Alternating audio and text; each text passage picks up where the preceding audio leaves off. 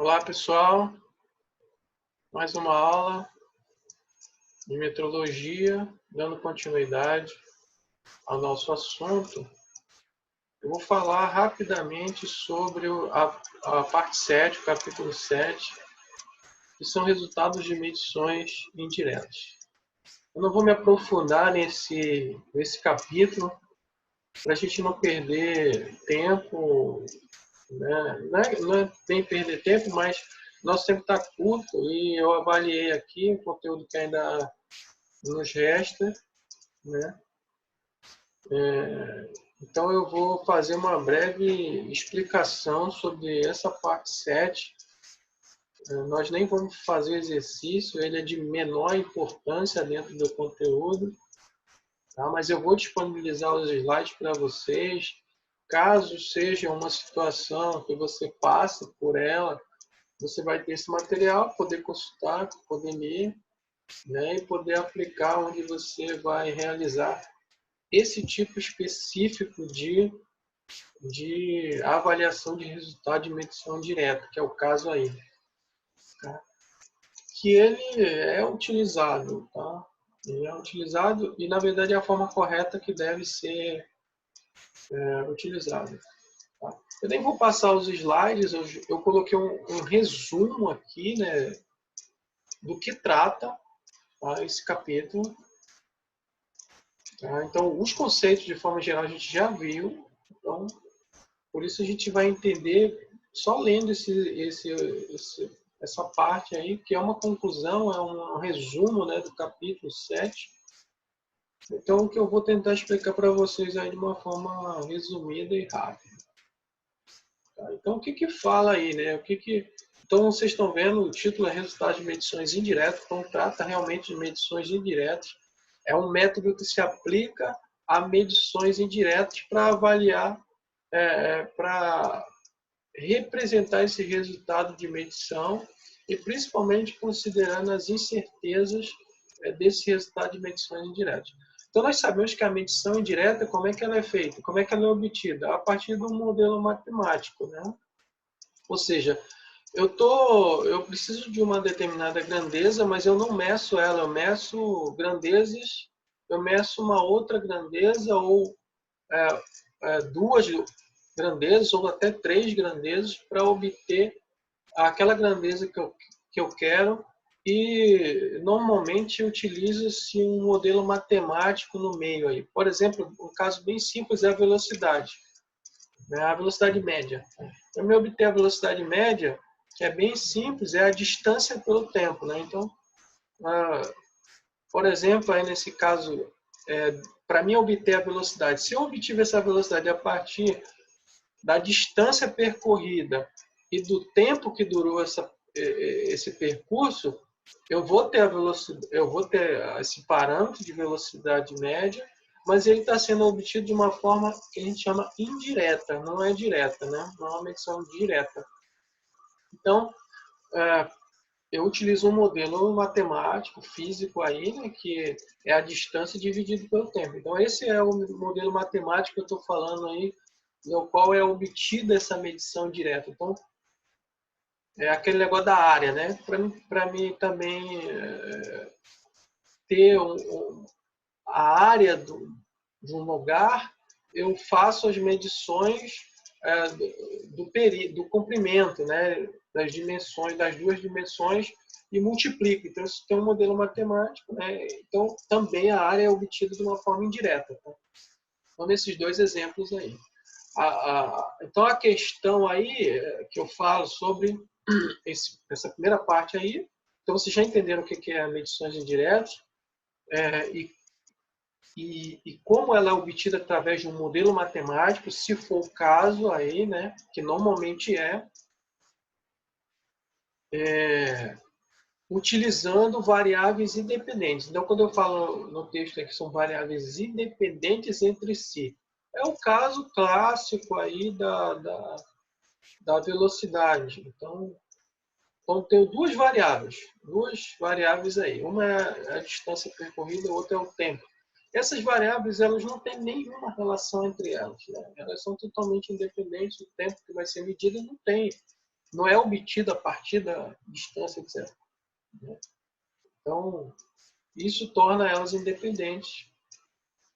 Então, que também é chamada de grandezas não correlacionáveis. Então, não existe nenhuma correlação entre essas grandezas para obter uma, eu preciso, não. Apesar da medição do tempo ser durante o percurso. Sim, obviamente, sim, mas não há uma relação direta de matemática entre elas. Tá?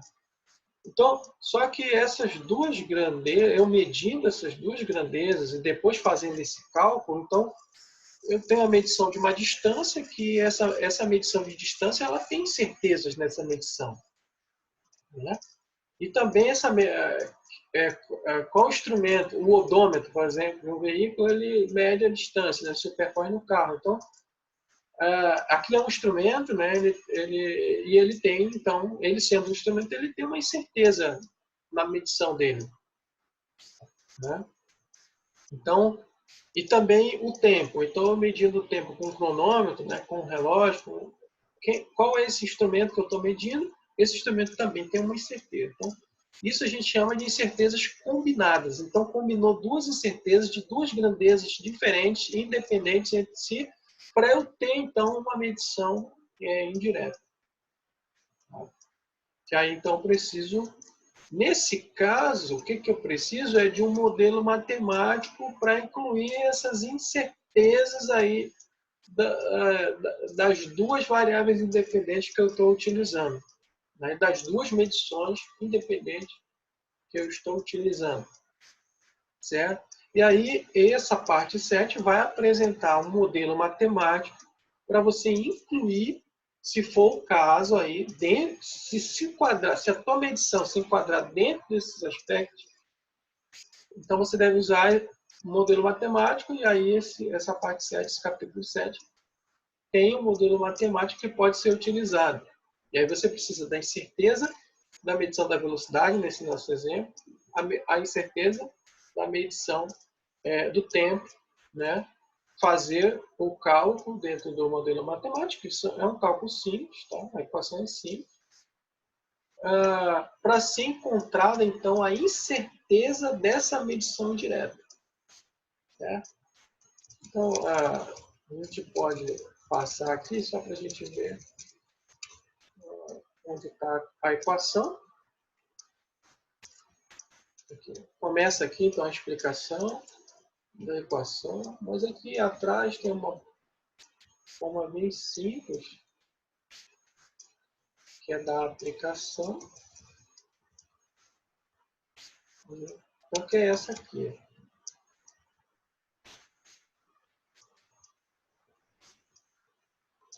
Aqui. Pega o volume. No caso aqui, ele pega o volume, é um exemplo que pega esse volume pelas 3 dimensões, né? Tá? E cada dimensão, então, aí esse volume tem um resultado, então esse é o resultado base da medição, né?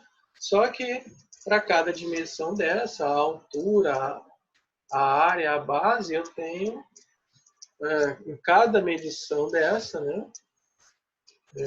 Em cada medição dessa daqui, eu tenho uma incerteza para cada uma delas. Tá? Então, como é que devo calcular? Então, está aqui a incerteza do volume, que ficou nesse resultado, ela é calculada dessa forma, através desse modelo matemático. Então, esse é um modelo matemático que eu digo para vocês, né? Em que ele utiliza essa parte aqui, dividindo o resultado. Veja aqui, ó, a equação, esse aqui é o resultado, né, do volume total. E então divide essas proporções aqui, 0,8, deixa eu ver só aqui, antes, né, então tá aqui, ó, as incertezas são essas, né? 0,8 para o A, 0,6 para o B, tá? E 1 milímetro para a altura, certo? Então, esse aqui é o resultado base, ó, veja. Então, esse exemplo aqui se enquadra bem na nossa situação. A grandeza que eu quero é o volume, né? Mas para ter o volume, eu estou medindo 3 variáveis que são independentes. E aí, na medição do A, o resultado base deu 100, mas o instrumento que eu medi tem uma incerteza de 0,8. O B, né, outro comprimento, tem 90, mas a incerteza do instrumento é mais ou menos 0,6. Na altura é 200, é o resultado base, e o instrumento tem uma incerteza de 1 milímetro. Tá? Aí, nesse caso, eu tenho 3 variáveis, 3 incertezas, né? E aí, é aí quando eu aplico, então, o modelo matemático. Tá? Onde? Isso aqui é o resultado do volume total, né? E as incertezas do A, do comprimento B, no comprimento C, dividido pelos resultados base, 100, 90, 200 na altura, todas ao quadrado, tá vendo? Todas somadas, né? E aí eu tenho um resultado, né? Esse resultado, então, vai ser multiplicado aqui pelo 60.000, vai passar para cá, né? Depois eu vou tirar a raiz quadrada, esse valor, e aí vai dar esse valor aqui, tá? Que é a incerteza da medição indireta do volume, né? E aí como é que ficaria a representação dessa fórmula? Né? Aqui já está simplificado, porque está milímetro cúbico, e aí colocou aqui, multiplicando por 10, né? Tirou aqui, por isso ficou só 600. Daqui também, né? Aí aplicou a regra da simplificação, onde 2 algarismos significativos, 6 e 9, são os 2 primeiros. Né? E a segunda regra, que é casas decimais do resultado base igual da incerteza, certo? Vezes 10 a terceira, milímetro cúbico é a unidade. Então, esse é o volume e essa é a nossa incerteza relacionada a essa medição indireta. Ok? Então, veja que esse é um modelo matemático ao qual eu falei para vocês. Então, esse aqui é um exemplo. No caso exista um tipo de medição desse, você deve aplicar esse tipo de análise para encontrar a incerteza dessa medição, ok? Lógico que a medição indireta ela deve ser evitada a todo custo, mas há situações em que não é possível se evitar. Realmente ela é obtida de forma indireta.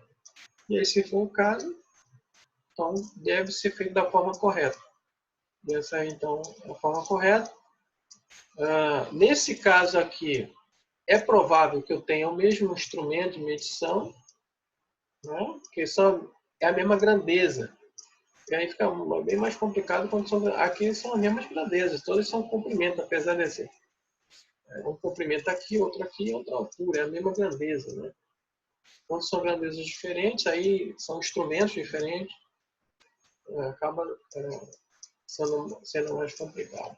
E a incerteza aqui é provável que seja em relação à faixa, né?